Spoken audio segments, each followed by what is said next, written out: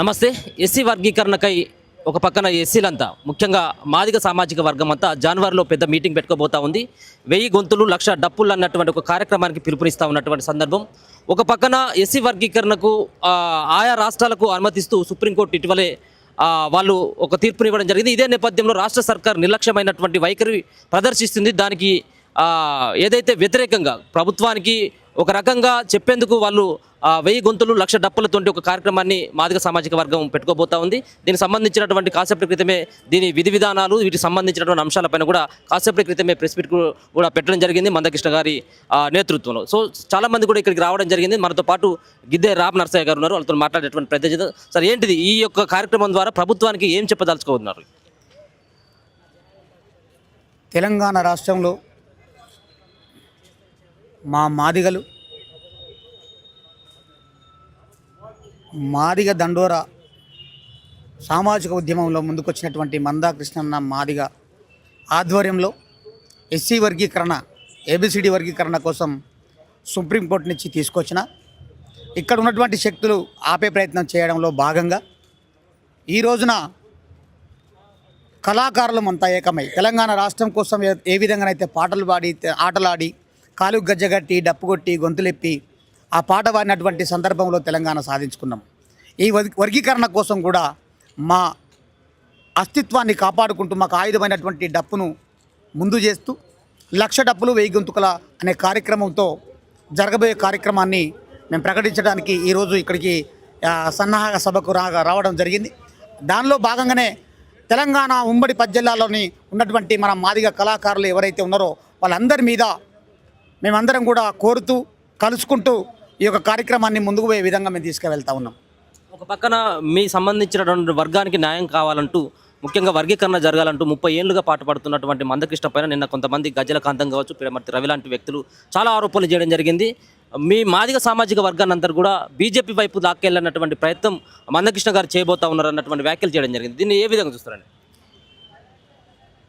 వారు ఏదైతే మాట్లాడే వ్యక్తులు ఉన్నారో వాళ్ళు ఈ దండోర ఉద్యమం కాంచే పేరు తెచ్చుకున్న వాళ్ళే. పేరు వాళ్ళకి ఎంతో కొద్దో గొప్ప వచ్చిందనంటే మాదిగ జాతిలో పుట్టినందుకు మందకృష్ణ మాదిగ నాయకత్వంలో పనిచేసిన వాళ్ళకే వాళ్ళు అనడం అనేది కరెక్ట్ కాదన్న ఆలోచన. ఎందుకనంటే తెలంగాణ ఉద్యమం కోసం ఎంతైతే మంది పోరాడిండో జాతి కోసం 30 ఏళ్ళుగా సావుకు దెబ్బలకు అణగారిన వర్గాల కోసం నేను పాటుపడతా అని చెప్పి ఎన్ని అడ్డంకులు వచ్చినా కూడా ఎన్ని అవరోధాలు వచ్చినా కూడా పాదయాత్రతో సైకిల్ యాత్రతో మరి ఈ విధంగా ముందుకు పోయి జాతిని ఒక దిక్చూచిగా నిలబడ్డటువంటి మందాకృష్ణ మాదిగను అనడం అనేది సబబు కాదని నాకు అనిపిస్తాం. అంటే రాష్ట్ర ప్రభుత్వాలకి కట్టబెట్టడం ఒక పక్కన ఎస్సీ వర్గీకరణ చేయాలంటే పార్లమెంటరీలో వర్గీకరణ చేయొచ్చు కదా, ఇది రాష్ట్రాలకు అప్పగించడం మాదిగల మధ్యలో చిచ్చు పెట్టడానికే బీజేపీ పార్టీ ఈ విధమైనటువంటి స్టంట్ తీసుకొచ్చింది అనేది కూడా వాదన వినపడతా ఉంది. అదేం లేదు. తెలంగాణ వర్గీకరణ కోసం ముందుగా ఎప్పుడైనా కూడా మాకు తినే కంచంలో అన్నం గుంజుకుపోయే ప్రయత్నం మాలవాళ్ళు చేశారు. ఇప్పుడు కూడా అదే ప్రయత్నం చేస్తూ ఉన్నారు. ఎందుకనంటే ఇన్ని రోజులు వాళ్ళే తిన్నారు. మా ఉపకులాలలో ఉన్నటువంటి మాదిగలో ఉన్నటువంటి 59 ఉపకులాలు వాళ్ళు ఒక్కలే. మరి ఈ బెనిఫిట్స్ మొత్తం వాళ్ళకే లభించినాయి. మా ఉపకులాలకు ఏ విధంగా లభించొద్దు అనే ఉద్దేశంతోనే వాళ్ళు గుంజుకున్నటువంటి ప్రయత్నం చేశారు. ఇప్పుడు ఏమంటున్నాం మేము 59లో ఒక కులాన్ని పక్క పెడితే 58 కులాలు ఉన్నాయి. 58 కులాలలో ఉపకులాల్లో మాకు సరిన్యాయం జరగాలి.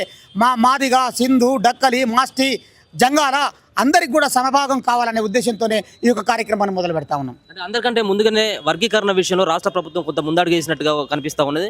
ఒక పక్కన ఏదైతే సుప్రీంకోర్టులో ఆ వాదనల తర్వాత ఆ తీర్పు తర్వాత ముఖ్యమంత్రి రేవంత్ రెడ్డి గారే నేనే ముందుగా అమలు చేస్తాను, రాష్ట్రంలో ఏ రాష్ట్రంలో లేనటువంటి విధంగా ఇక్కడ తెలంగాణలో ముందుగానే అమలు చేస్తానని చెప్పడం జరిగింది. కాస్త టైం ఇవ్వచ్చు కదా, ఇప్పుడే 4-5 నెలల కాలంలోనే మాదిగలందరూ కూడా ఇప్పుడే రోడ్ల మీదకి రావాల్సినటువంటి అవసరం ఉన్నది. ఆ దిశగా ప్రభుత్వం కూడా ప్రయత్నాలు చేస్తుందన్నటువంటి వాదన కూడా వినపడతా ఉంది కదా.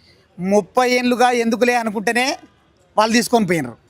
30 ఏళ్ళ పోరాటంలో ఎందుకులే అనుకుంటేనే ఆ కమిషన్ కాడ సుప్రీంకోర్టులో వర్గీకరణ రాకపోవడానికి వాళ్ళు అడ్డుకున్నారు. మరి ఇంకా కూర్చొని ఉంటే ఈ తరుణం కూడా మా బిడ్డలకు ఇంకా అందే పొలాలు కూడా అందకుండా పోయాలనే ఉద్దేశంతో సమాయత్తం చేయాలి, ముందుగానే సమాయత్తంలో మేము ముందు ఉండాలనే ఉద్దేశంతోనే మా మందకృష్ణ మాదిగ ఆధ్వర్యంలో 1,00,000 డప్పులు 1000 గొంతుల కార్యక్రమాన్ని ముందుకు చేసుకుపోతా ఉన్నాం. Thank you. నమస్తే.